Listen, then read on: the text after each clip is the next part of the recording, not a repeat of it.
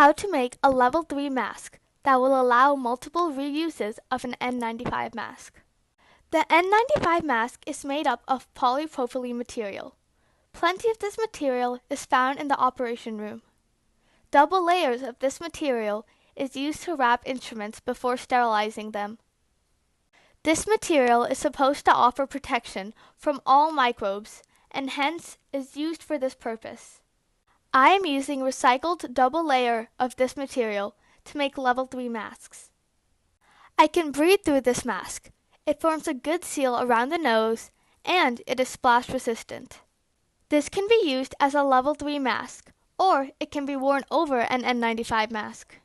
It will keep the N95 mask free from contamination and facilitate its reuse as many times as feasible.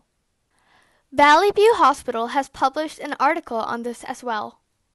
A big shout out to everyone out there who is sewing masks to give away.